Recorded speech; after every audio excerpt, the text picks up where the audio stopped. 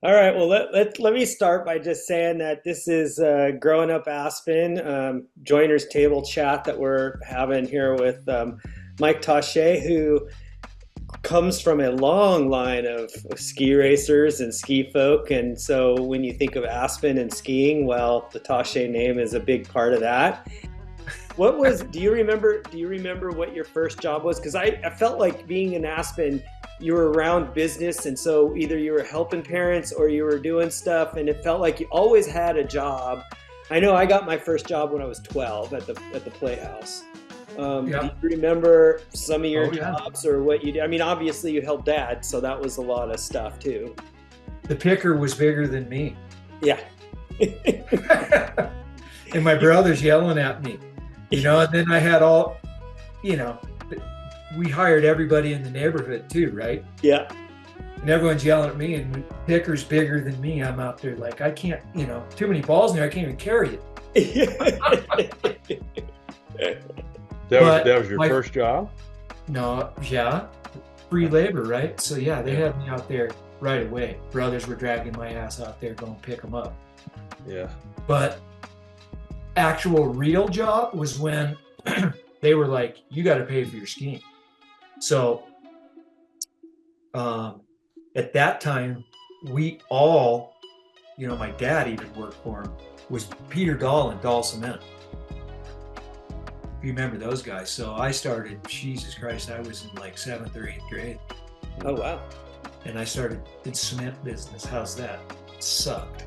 Wow. That was like changing time for me. Was that a lot of shoveling, or what was that? Oh, it was Breaking rocks. brutal, right? Because all my brothers, we all worked there. And the characters that worked for Dahl Cement, right? I mean, I got some stories here. So, so I'm working for these guys, and then on Friday, you'd meet at the Hickory House, sit around the round table. Peter would show up, and he'd have a wad of cash on him. And he'd look around and say, who needs to get paid today? It wasn't like you just got paid. Who needs to get paid today? Yeah. I mean, who's keeping track of this? Yeah. And you'd go, okay, 500 work? That, there was no like, and me get paid? No. All summer long, I would never get anything. He'd show up right before winter started and hand my mom a check. And I would work all summer and never get shit from him. And then he'd pay me. Wow. Wow. Yeah, it was so bad news. Or he'd pay my brother. Yeah, it was just this. And my parents, my mom and my dad and him were best friends. They worked in ski school together. That's a whole other story. But yeah, that was the most crazy. One of these guys, check this out. So one of these guys, we're over there at the grog shop staircase. The stairs going up to the grog shop next to City Market. And we're having to replace them.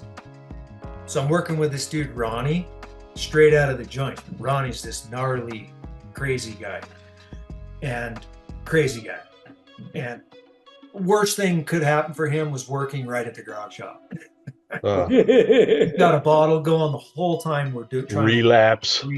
Oh, right. Lunchtime comes, and this is true story.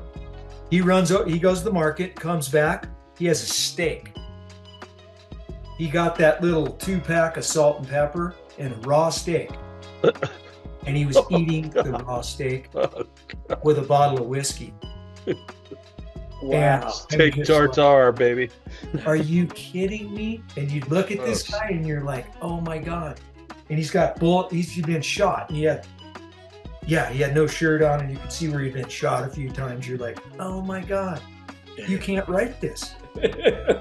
You can't write this. Those are the characters. I mean, oh yeah. In a way, Aspen was its own Mayberry with its Jesus Christ, and I'm having to work with this guy? Yeah. God forbid my mom walks by, she's gonna have a heart attack. I know, that's a funny part. I wonder how much our parents actually knew or didn't know, but because we saw a lot of crazy stuff there. Oh, craziness, man. Yeah. Oh yeah, we did. And if we weren't creating it, we saw it. Oh my God. Exactly.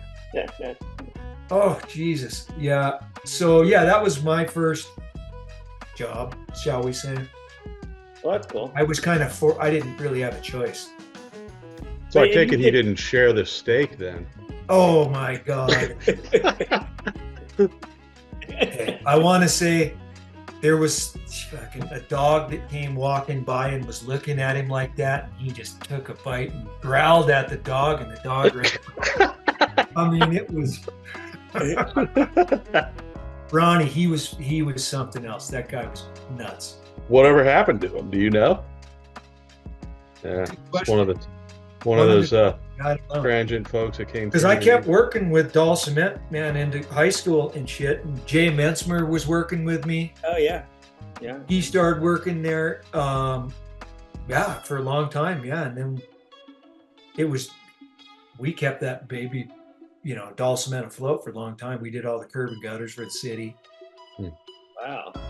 Yeah, yeah. Well, so here's the other thing. When I went into town, it felt to me like a lot of the restaurants for the local people are down by Clark's and all the regular stuff is up above everything.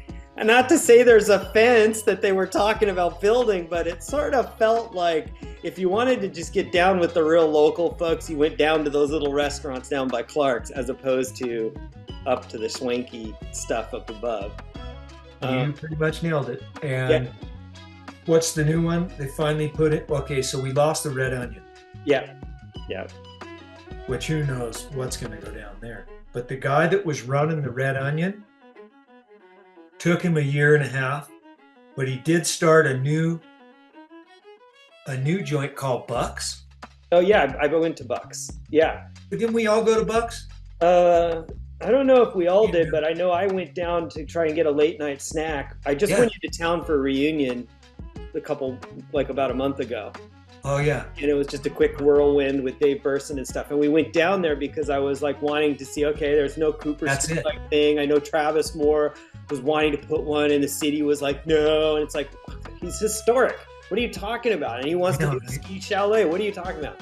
Well, now you know it's because they wanted to sell $70 million worth of land. How do you lose something like the Red Onion and the Crystal Palace and places like that? I just that to me is, I mean, that's the stuff that predated a lot of the Aspen that we knew, and that's history now. Well, there's no Wiener Stube, there's no Wheeler Opera House La is there Casina. still.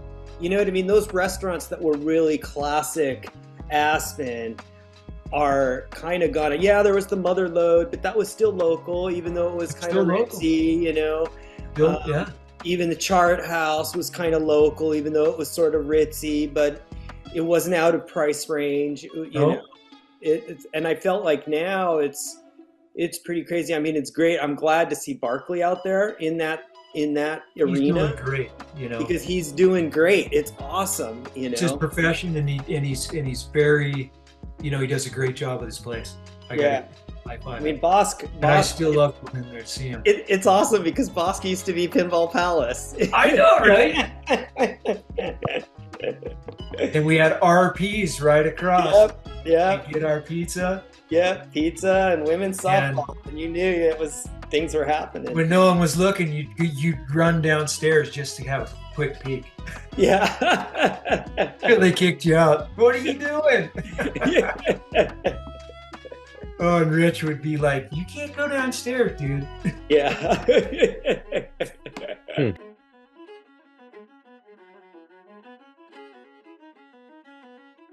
Thanks for listening to Growing Up Aspen, a Joiner's Table podcast with our classmates. We'd like to thank the Aspen Times and the Aspen Daily News for letting us include some of their materials in our book, Growing Up Aspen, Adventures of the Unsupervised.